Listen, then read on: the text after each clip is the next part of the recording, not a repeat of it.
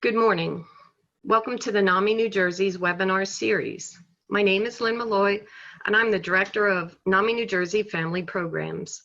Today's topic is the long road back to school, helping teachers manage expectations, supporting the transition, and helping students experiencing difficulties. We are very honored to have our speaker, Dr. Joseph Colfert, here. Dr. Colfert has a PhD in child clinical psychology from Seton Hall University. He is a certified school psychologist and a licensed clinical psychologist. He has 26 years experience as a school psychologist and worked on staff at Children's Specialized Hospital before moving to higher education. He has worked at Caldwell University and Georgian Court University, where he was the director of the graduate program in school psychology for 15 years before retiring last year. He is the co-author of 3 books on crisis intervention and sits on the Board of Governors for Prevent Child Abuse New Jersey and the Child Wellness Institute. We are so honored he is presenting today, and it's my pleasure to turn the presentation over to Dr. Colfert. Thank you, Lynn. You can hear me, I assume? Yeah. Okay. Thank you, Lynn, for the opportunity for me to share, maybe not a lot of answers, but certainly my observations about the return to school. I do call it the long road back to school because it may not be an overnight event, but something that I think we can prepare for to some degree. Next slide. Again, what I'd like to cover today, and not so much the answers, but what to expect going forward. And I also want to thank NAMI because this is, in a sense, my first ever, what I consider class online. And in all my years of higher education, I never did a class online. So I guess you really can teach an old dog new tricks after all. So here's my outline for today. Do we really know what to expect? Do we know what's coming? Do we know who's returning to our schools? Who's going to be coming back? And 3 levels of support. We look at them as 3 different tiers of support. We'll talk about each one of them today. That's general interventions, what to do when people return to school. And then more specifically, reactions of preschool, elementary, and adolescents upon the returns, and how to make some interventions into their welfare. Okay, Lynn. Next slide. Okay. Now, is there really a frame of reference for students who haven't been in school for months? You haven't seen those students for the better part of a semester last year. So you don't know really what's been going on with them in the meantime. So can we really know what to expect without knowing the students' coping styles and their experiences of the lockdown? Because one size does not fit all. They will come to school with their own unique experiences over the last several months of that lockdown. Next slide.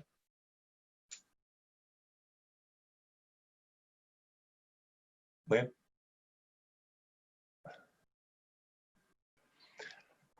All right, when we look at assessing children's reactions to trauma, I'm not saying the crisis is a trauma, but it is an event that was unexpected.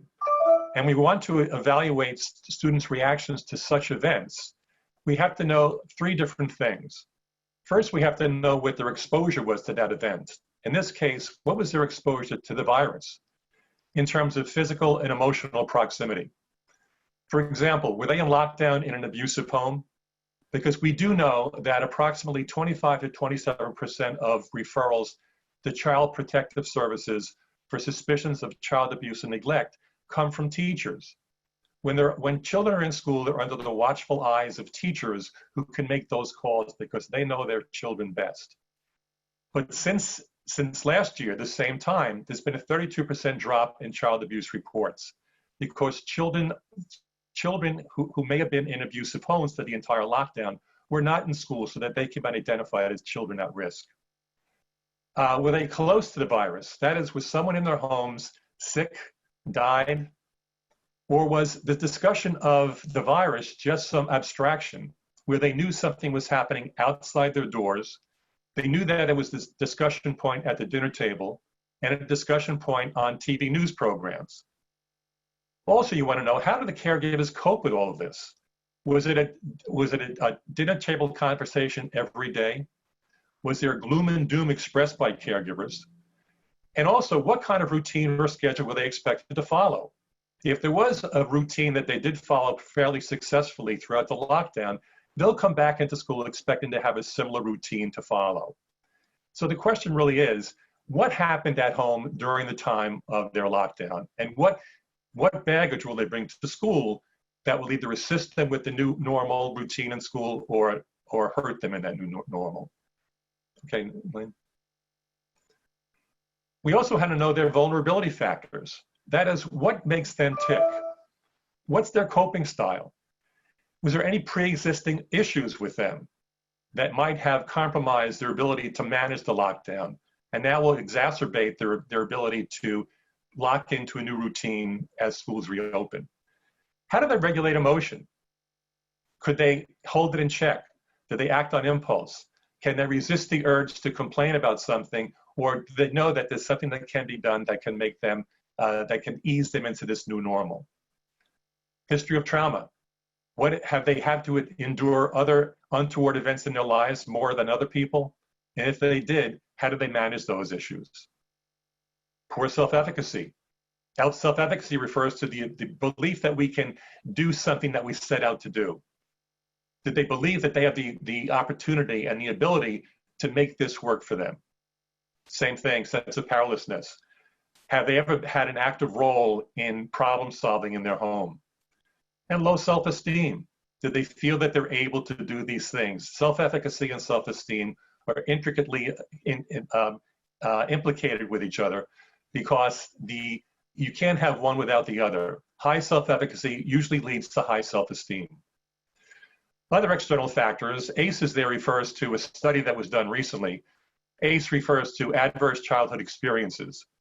And even though it's a flawed study to some degree, it did suggest that the number of adverse childhood experiences a child has during their formative years, the worse the outcome is in adulthood. And some of those ACEs are abusive parenting, being exposed to domestic violence, poverty, financial stress, general family dysfunction, and a perceived lack of social support, a perceived lack of having an adult role model that they can hang their hat on, so to speak. And of course, caregivers not coping well. Were they in a lockdown in a home where the caregivers really were falling apart? Next one.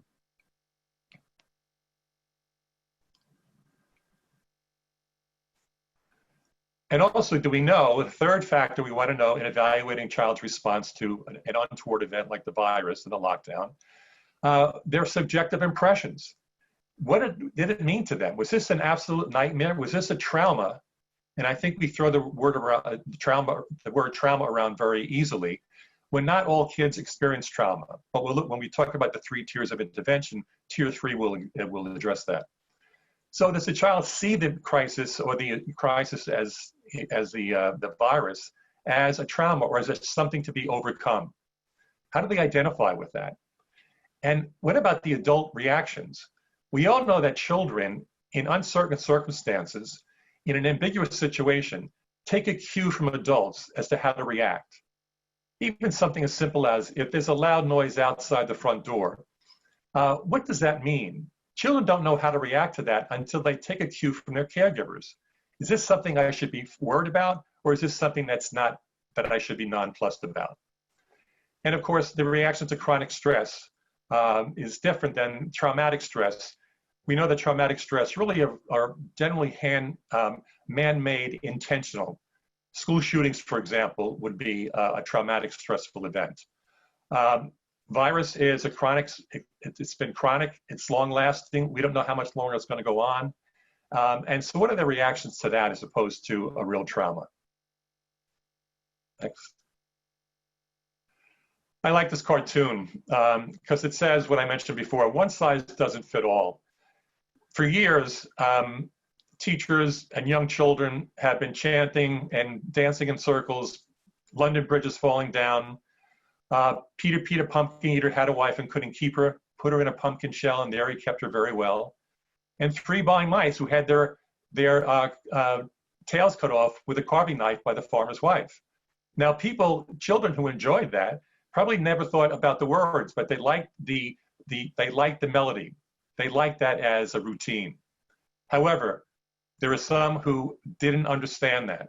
This poor boy here is saying, I can't take it anymore, understanding what the content of those 3 rhymes were. And that's what we really don't know going forward into this new school year. Next. Similarly, do all children respond the same way to other things? Multiple days of standardized testing. I've heard stories from elementary school teachers who say that children would throw up at the prospect of having to come into school for the first day of a week-long series of standardized testing, whereas others really were nonplussed by the whole thing and didn't have any untoward response to it. How about lockdown practices, active shooter drills? Active shooter drills means that children have to practice what to do when someone with a gun enters their school building. I always thought it'd be very interesting after active shooter drills were enacted in the school to check out the absentee rate the next day. That is, some children who wouldn't be bothered by that would just see it as something else, not unlike a fire drill to take care of, whereas others would be traumatized by something like that. And I remember too, going back and giving my age here, but back during the Cold War, we had to do what we now would consider duck and cover drills. Before the USS bombed us, perhaps, we had to get under our desks, cover our head, and say a prayer to make sure that we were safe. Now, getting together with old folks my age and talking about the old days, it struck me recently that some people were also traumatized by that. It didn't bother me at all, thinking of it, like I said, as the fire drill. Yet other people we can't predict respond to that differently. Next one. Now, we have to be able to distinguish between stress and trauma. Like I mentioned before, trauma is bandied about too readily. Stress is to be expected. It's something we all face from time to time, and we can expect it in returning students and returning staff members. The virus is unpredictable and of very long duration, and we have to expect that. The best thing we could do is to manage the stress in staff and in teacher and in students when they return to school. Unlike stress, trauma is an exposure to events outside the typical range of normal experience. And for some people, the virus and the return to school may be traumatic, and that's what we'll talk about in a few minutes.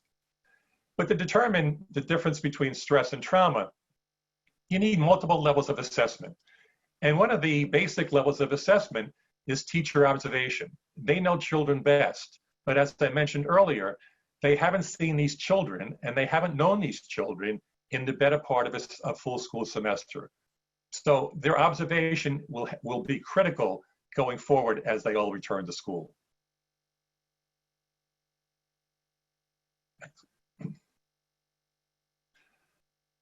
Next one. The road back, again, are there risks and advantages? Of course there are. Even the American Academy of Pediatrics said there are risks going forward, but let's face it, we can mitigate those risks to a significant degree because there are more advantages to returning to school than staying home from school. And of course, you can read point-counterpoint arguments in the evening newspapers, evening news, that say stay home or get back to school. And let's look just for a few minutes here at the risks versus the advantages. Of course, the risks, the virus and its consequences. What can happen? We know that children are probably more at risk than we originally thought. But is it worth the risk to have them back in school? Because there's a lot more advantages to be gained than risks, many people feel. Next. And here are the advantages: reuniting young children with caregivers, putting them under the watchful eyes of teachers who can keep an eye on them, reuniting all students with friends, teachers, and classmates. Let's face it, we're all social creatures. It's in our DNA to be social. There's a survival value in being social. Getting children to return to familiar routines. Routines are very curative. Routines make people feel as if there's something that they can expect, and that's something that can ease them into the new normal in schools. But like I mentioned earlier, If they had adhered to a relatively familiar routine at home, then they should be able to segue into another routine in school. And you reassure them with hope. That is, hope that this too will pass and that things will change for the better going on down the road, especially if we play a role in making that happen. Another advantage in keeping the achievement gap from getting wider. You know, we know that non-attendance in online instruction as of the end of the school year was about 20% for districts with low poverty rates. However, the non-attendance on online learning in districts with high poverty rates was almost double that, closer to 35%. So the achievement gap, which we know has existed between the haves and the have-nots, is now what the New York Times described as becoming an achievement canyon. So we want to stop that from happening too. Next one. Remember, everybody, you're not out there on your own. Are you in the classroom by yourself if you're a teacher? Yes, you are. But you're really not out there on your own. You're really part of a larger system. And a system is really just an assembly of interacting parts. And what affects one member of that system really affects every other member of that system. Next one, Lynn. Who else is with you? Just at least 3.2 million teachers and 500,000 paraprofessionals. Not to mention all the other administrative layers that go into administering a school and school district. Now, there are multiple levels of support. Federal level, Centers for Disease Control and Prevention, Federal Emergency Management Agency, all have guidelines on school safety. New Jersey own rolled back plans for reopening. Now, people have taken issue with some of the contents of these reports, but at least we know that there's some sense of orderliness in getting people back into schools. Of course, now it's part of the system that filters down to individual school districts' policies and procedures and individuals' administrative leadership and support. Now, of course, one of the things I'll be mentioning is that when teachers and everyone comes back to school, they have to model calm. If they're calm in the administration of the daily class work, things will work. But of course, we only be calm if all these levels of support have their back, in a sense. And individual administrative leadership and support have enacted policies and procedures that are going to make this as safe as possible. Next. We talk about physical and psychological safety.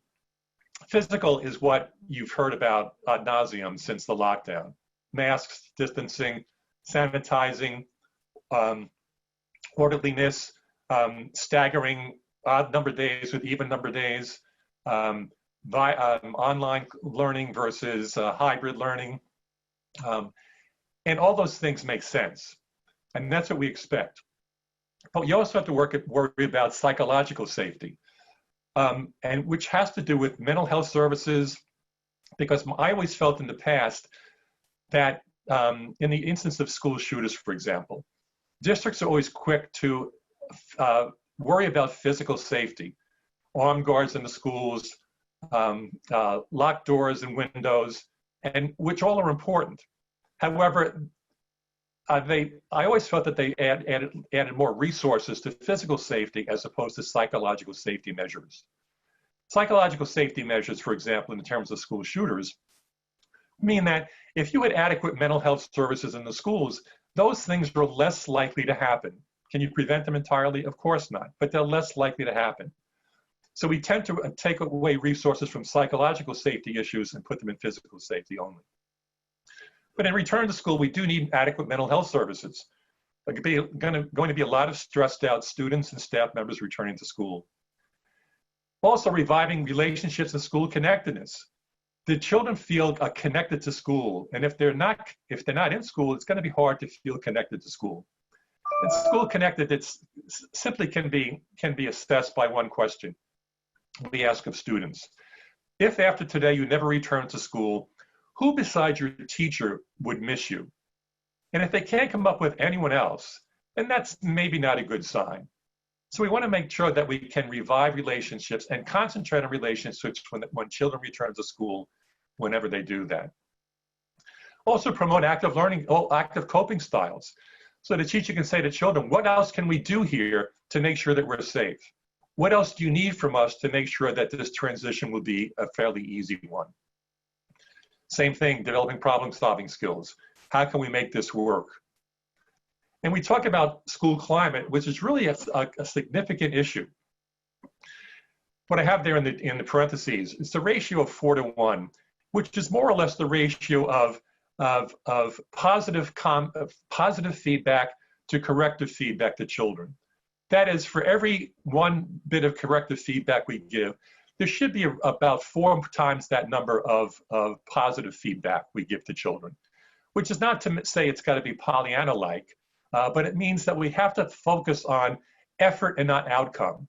Not that you had a good grade, but that I like the way you put the effort into trying to figure that out, because I knew that was a tough issue for you to resolve. And we also know that, I mentioned school shooting before. There was a study done several years ago by the United States Secret Service and the United States Department of Education that's looked at school shooters, looked at 41 school shooters and 37 different school shootings. And they found that one of even though there's no profile of a school shooter, what they found is that those school shooters didn't feel connected to school, and they didn't feel that the school climate of the schools in which they were enrolled was really positive. And those things mitigate against things like school shooters, in this case, mitigate against an adverse stress reaction to coming back to school after the virus. And of course, we want to foster student resiliency. That is the ability to bounce back when things don't go right. How do we bounce back and go forward? And being back in school, if we can make sure that works, then that transition will be an easy one. Next. And we talk about 3 levels of support. Tier 1, Tier 2, and Tier 3. Tier 1 really is primary prevention. That's locking the barn door before the horse gets out. Tier 2 means we have to provide services for those for whom Tier 1 prevention interventions didn't really work. And Tier 3 are those interventions that are required when people do really see this as a traumatic event or traumatic experience. Next one. Okay, true prevention. It means everyone gets it. On reopening, the routines and schedules explained consistently and repeatedly to all students. That is, do we inundate everyone with this new approach to reopening our schools? School safety issues, are they made clear? Are there backup plans that are made clear? Can we put academics on the back burner for now and focus more on relationships, more on getting back together again, getting to know each other again? And our support systems in place to reestablish positive relationships with staff and with students. And that's, I think, the key component to coming back to school. Let's put academics on the back burner and focus on getting to know each other again. Next. And ideally, is there a common language that is going to be used in welcoming everyone back to school? I've read where some of the suggestions are, maybe a fact sheet that's going to be created by school administration that will be the language used and maybe even read to each classroom upon their return, so everyone's on the same page. And give students a sense of control. We talk about controllability and predictability as predictive factors for stress and anxiety. That is, if there are things we can control and can predict, then that means where our reaction is going to be a lot more negative than if we feel we can control or predict them. So give students a sense of control, having them generate ideas. These are some safety features in the school. What else do you think we can do to make sure that we're safe and secure here? What can we do to help out those people who aren't maybe able to come to school? Can we write notes to them? Social service projects might be as a way to give them a sense of control. And of course, a routine gives them a sense of control too. So those routines had to be addressed time and time again. Classroom meetings, just to share facts and talk about experiences during lockdown. gives teachers and other staff members an opportunity to answer questions honestly. And it gives all the students an ability to understand the common experiences everyone else had during the lockdown. But there's a caveat to that, which I'll get to in a few minutes. That is, there's a slight warning today. And I suspect that most children will benefit from these prevention practices, and they'll settle in without any untoward reactions to that. The new normal will eventually become the normal.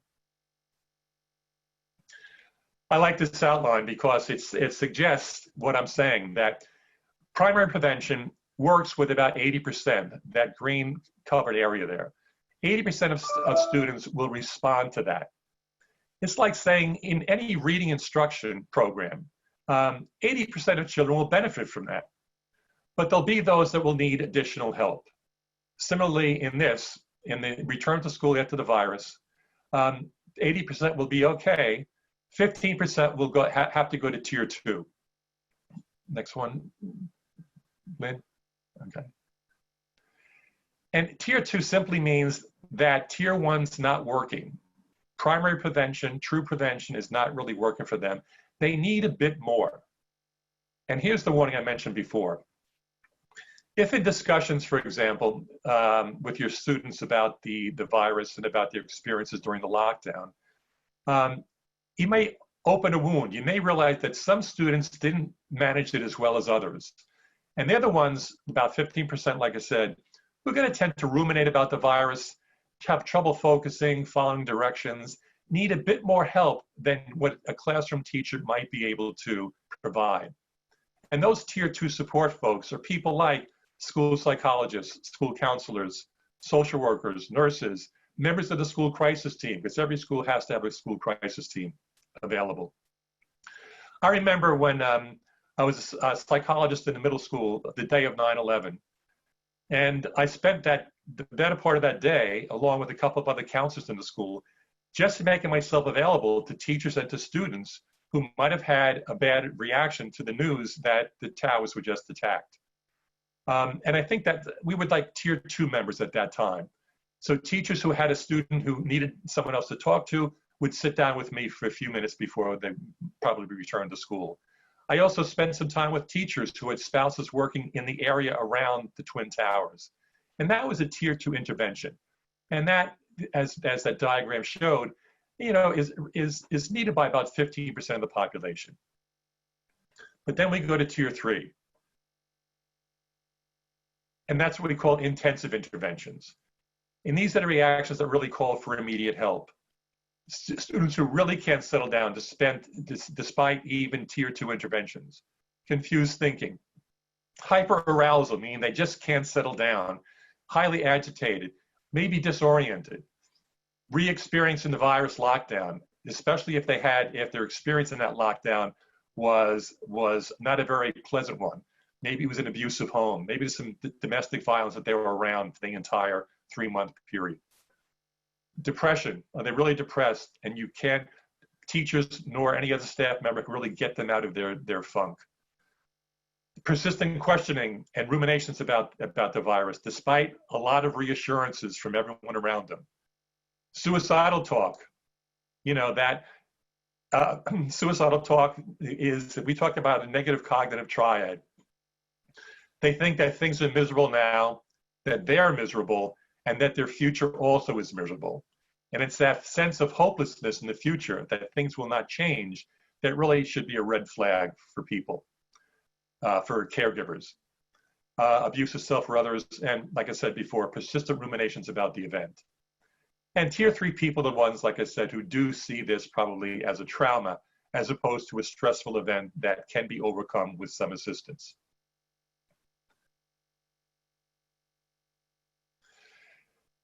So essentially what we're talking about here is psychological triage.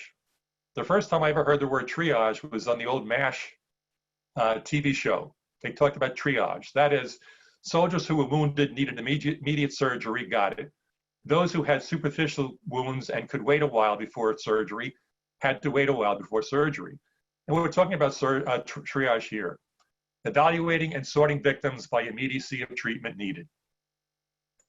And like I said before, the earlier slide, there are multiple levels of assessment needed here. Probably the first level of assessment is teachers' observations and what they do with those observations. Next.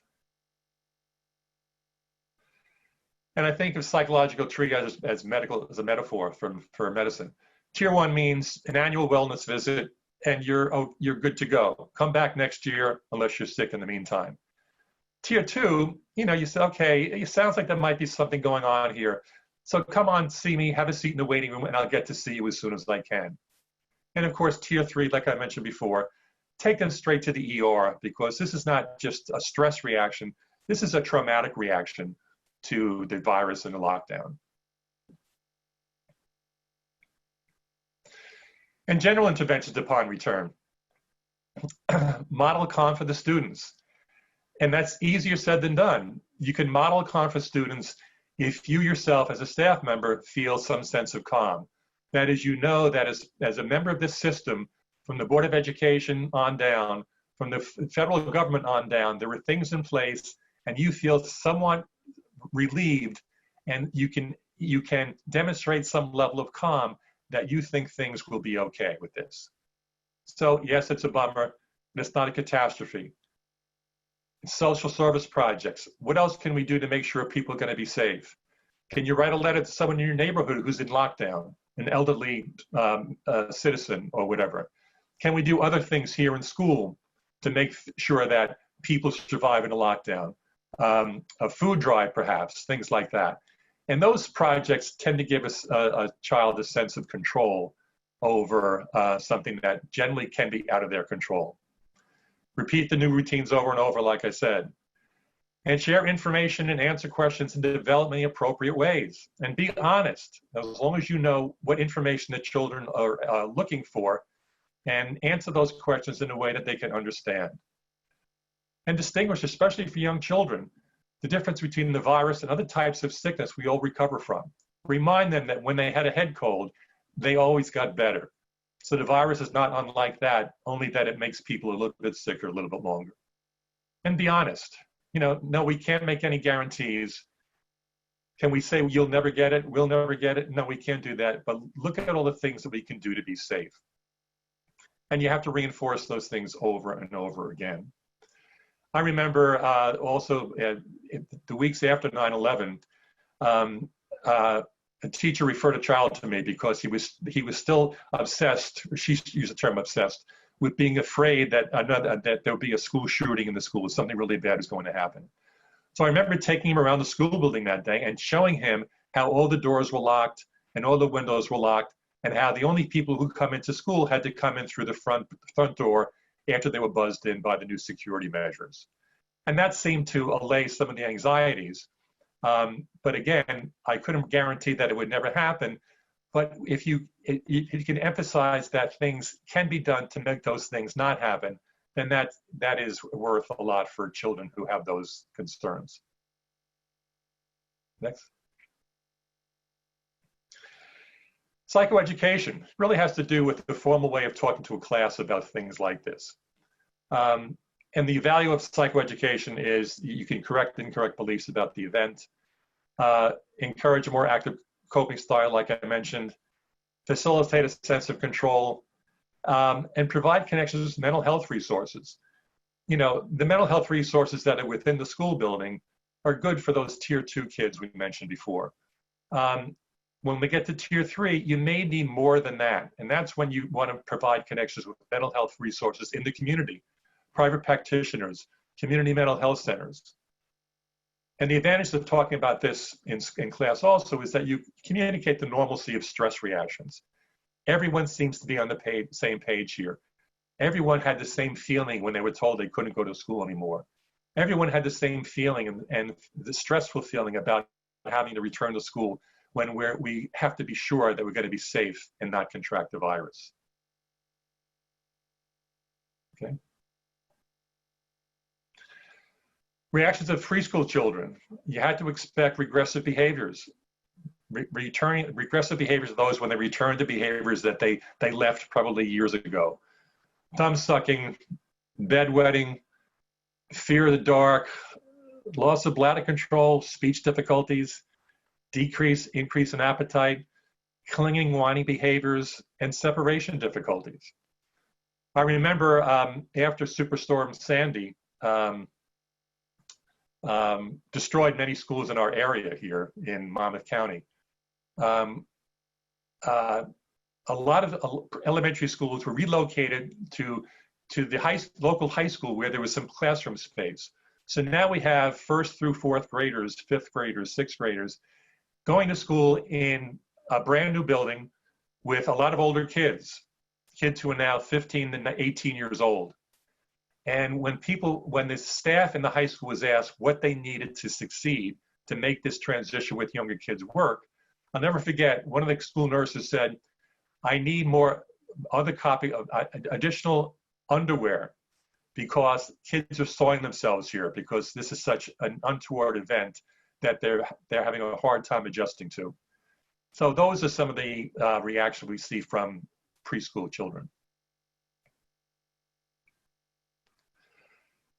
Preschool, they really don't understand, so they don't cope. They only understand what they understand from their caregivers. They're going to look to adults for comfort and support. You know, should I be worried about this, or is this something I don't have to be worried about? And that's the cue they're going to take from their adults, their teachers, and their caregivers in general. Like I said, that's where they get their reactions from. And they tend to view the world as unsafe and scary. And preschool children are very egocentric. Now, if you describe an adult as egocentric, it wouldn't be a compliment. But preschool children have to go through a level of egocentrism before they can bypass that and think about other people as well. So they tend to think of themselves first. You know, who's going to make me safe? Can I be sick? I'm going to be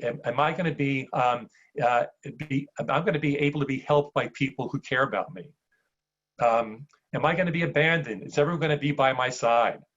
And they tend to blame themselves when things don't go well. So egocentric thinking in young children is a critically and developmentally appropriate mode of thinking before they move on to being able to think about the needs of other people as well. And of course, they have trouble expressing their feelings verbally. They can't put it together unless they have a level of language that may be beyond their years. Interventions simply offer support and reassurance. Just being there and having a routine, something they can depend upon, is going to be very curative.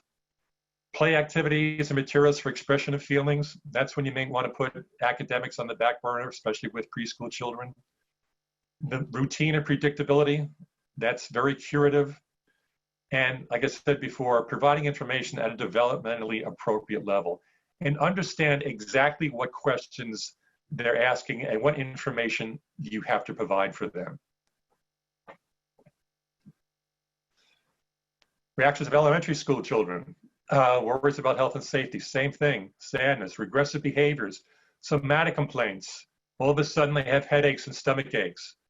Whenever I had a reaction from, or a referral, I should say, from an elementary school teacher about a child who was having some issues, one of the first people I would go to see to get some background information about that child was the school nurse, because that school nurse is the one where children with those somatic complaints that something's on their mind go to with complaints about stomach aches, headaches, well, of unknown origin.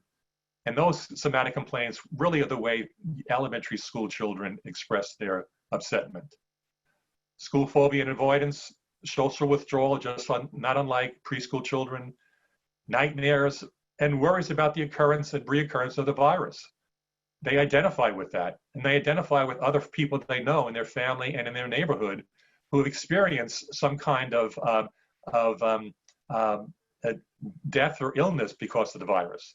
They identify with that and think it applies to them as well, not unlike preschool children. I remember that a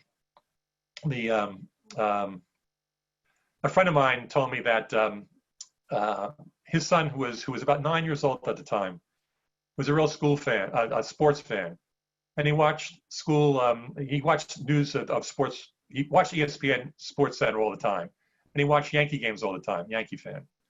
And there was one news story that broke one evening that there was the Yankee who was arrested for statutory rape, had sex with an underage girl while on a road trip. And this friend of mine said, "Oh my goodness, my son's going to be up. It's going to be the first he's going to ask me about in the morning. He's going to see that it's front and center on ESPN Sports." Sure enough, my friend goes out in the morning, and his son says to him, "Dad, did you hear about so and so? He's in jail." And my friend said, "What for?" So his son said, "Well, he did sex." So my friend, for a moment, said, "Oh my goodness, I've got to explain this, the birds and the bees, to my nine-year-old son. Oh my goodness." So he said to his son, "He did. What's that?" And his son said, "I don't know." And my son moved on. So my point is that make sure you understand what it is the students are looking for when they approach you about these issues, and make sure you gear the information you provide to them appropriately. Next. More changes, elementary reactions, changes in school performance, recreating the event through talk and play. They'll do that probably on the playground during recess, if they have recess these days going back, now that I think of it. Loss of interest in usual activities, increased activity level, decreased concentration. It's going to take a while before you get them back on track. Anger outbursts. Are they going to be anger outbursts toward people they think who spread the disease? Who knows? You've got to keep your, you've got to pay attention to that, make sure they don't blame people for the spread of the disease. And of course, changes in sleeping, eating behaviors. And it's important for teachers to be in touch with parents, and parents to be in touch with all staff members to keep track of their child's reactions to returning to school after the lockdown. Next one. Same thing. It's not unlike the interventions for preschool children. Reinforce safety and security. Remind them what's in place here. And if there are other things that could be put in place for safety and security measures, then let's do it. What's been done and who's there to help to keep them safe? Give concrete examples. Remind them who the staff members are. Remind them who the counselors are. Remind them who the principal and vice principals are. And that they're there also to provide some sense of security for them. Listen and tolerate retelling of events, like I said, within certain limits. Even though academics are put on the back burner for now, I think you have to eventually introduce academics, because an academic task will get them off the retelling of the events that may be obsessive at times. If it does become excessive at times, then that's the time to redirect them to academic tasks. But at first, I think it's important to let them talk about their experiences and reassure them if feelings are normal, especially if you have a classroom discussion. They'll realize that the way they felt during the lockdown was not unlike the way their classmates also felt during that lockdown.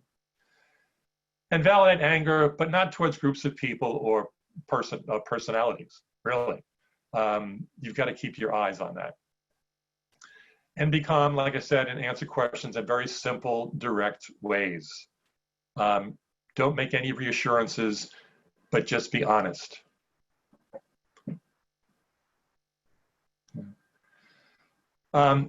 Expect a decline in school performance. Let's face it, there's, we talk about regression and recoupment, which means that at the end of a school year, academic skills regress to a certain point. Recoupment refers to when they return to school in September during a typical school year. How long does it take teachers to get to have them recoup the academic skills that they regressed from over the summer? And that was only a 3-month summer. Now we have the 3-month summer plus the 3 to 4 month lockdown, at-home instruction since last year. So that if we expect regression during a typical school year, you can imagine you can expect a great regression since the lockdown began last March. So expect that and tolerate a decline in school performance. Maintain contact with other people in the child's life. Teachers remaining in contact with administration, with family members, with everyone else who has an impact on the child's life. And encourage tasks to promote healing. Like I mentioned before, social service projects, writing letters to people who are in lockdown, food drives, things like that. And recognize your own ability to tolerate children's reactions and get help if you cannot. That is, if you're going to be a nervous wreck about having children in your class, then you've got to be able to get some assistance from one of the tier 2 people, perhaps in your own school, to be able to tolerate your stress so that you can provide a more calm model for those students who are going to be in your class. And like I mentioned before, let questions guide you. Don't offer more information than they can handle. And be honest, we can't guarantee no one's going to, this will not happen here, but there are lots of things we could do to make sure that that does not happen.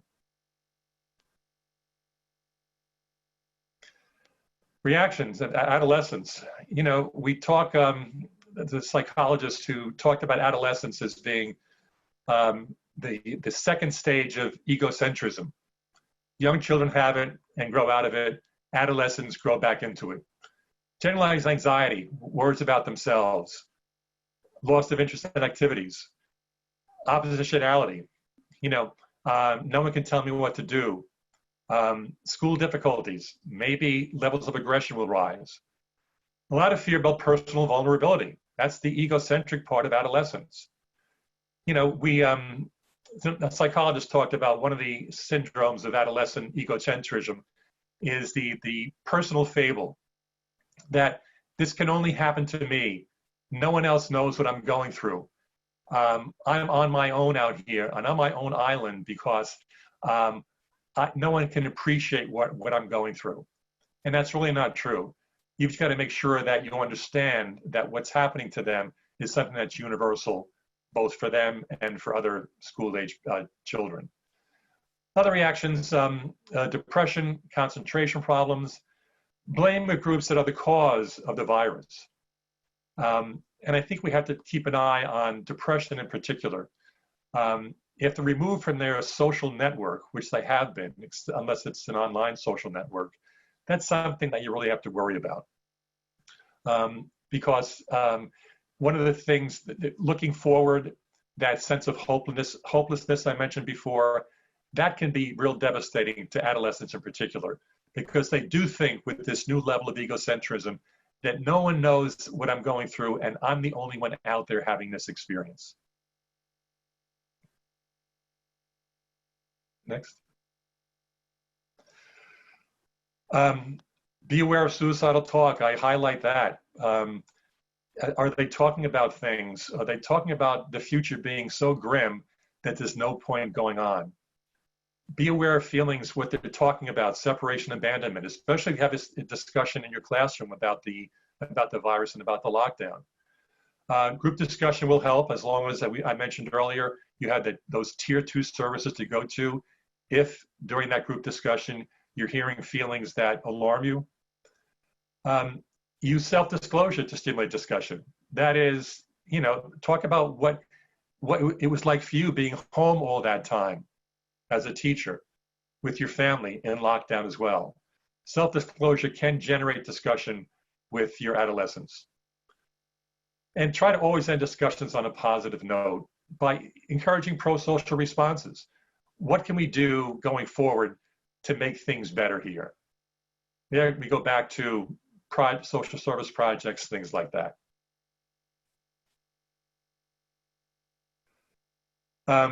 Allow activities specific to each class.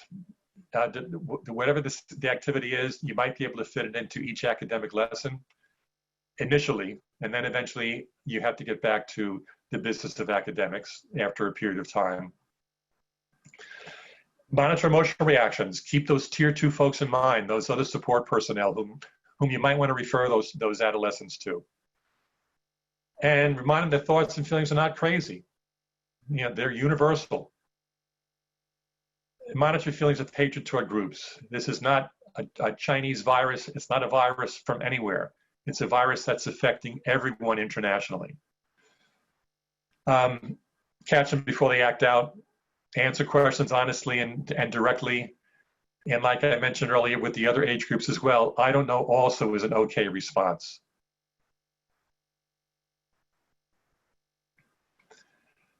And when to be concerned. if the adolescent doesn't respond to all the things that you're trying to do in the class, can't get back on track when you transition to academics, is very emotional and can't get it out of his head, talks about it all the time, doesn't take part in classroom discussions, doesn't respond to your overtures or to the overtures of tier 2 people in your school. If drug and alcohol involvement becomes an issue, that's got to be a tier 2 referral to a drug and alcohol counselor in your school. That's when it's got to be some communication with the family on the home front. Especially suicidal thoughts, that's when you have to activate your school crisis team. That's when the school suicide assessment has to be done either within the in-house people, members of the school crisis team, or if there's got to be referral to the local emergency room. If they let a personal hygiene lapse, that's another red flag. Something's not right here. If absenteeism goes up, then that's also a red flag. And if typical behaviors all of a sudden change and become to deteriorate, that's when you really have to look to those tier 2 folks or to tier 3 folks and access community resources to help that adolescent.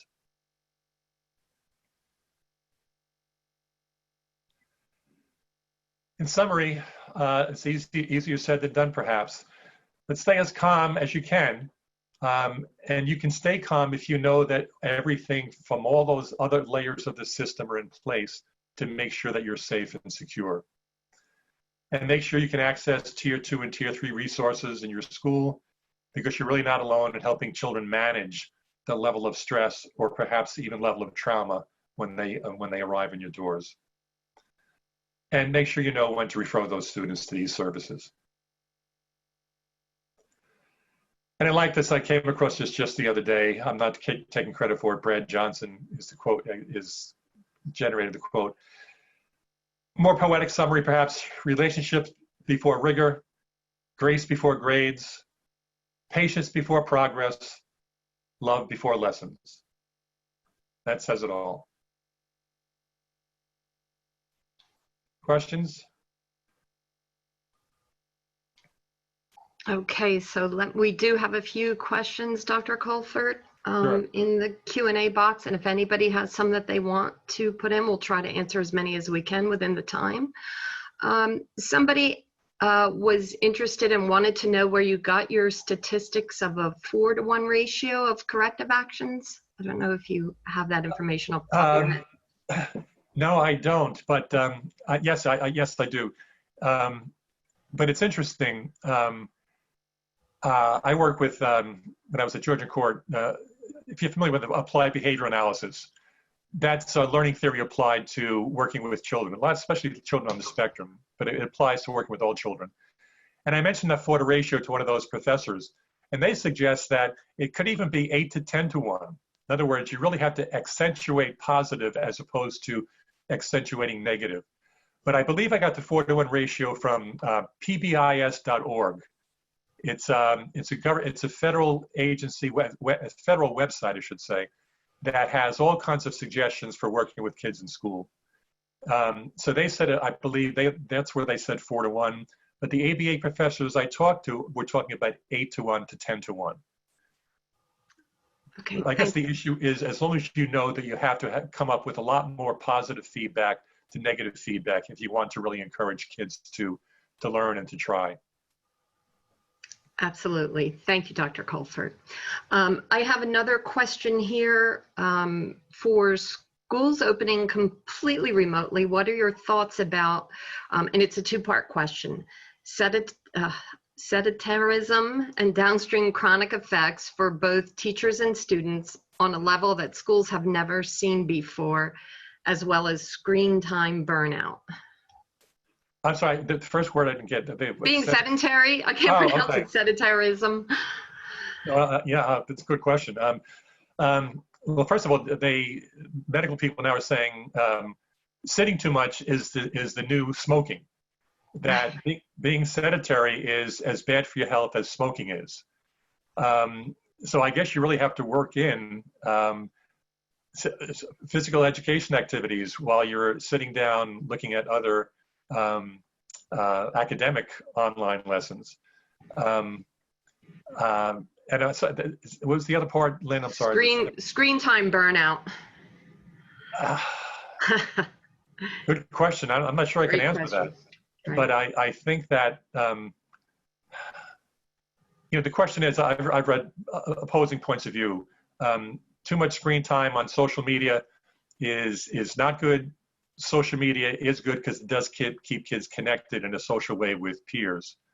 But I do think probably too much screen time, I'm guessing, is not the best of all ways to spend one's time. I was told not too long ago by a friend of mine that a friend of his who recently retired spends 5 to 6 hours a day on doing online games, video games. Now, I suspect that kind of screen time is not very healthy. That's just my opinion. I'm not quite sure how the medical people would weigh in on screen time burnout, to tell you the truth. Okay. Does that help? Yes, thank you. Are there any more questions if people want to chat them in? I see that our time is coming to a close. Okay.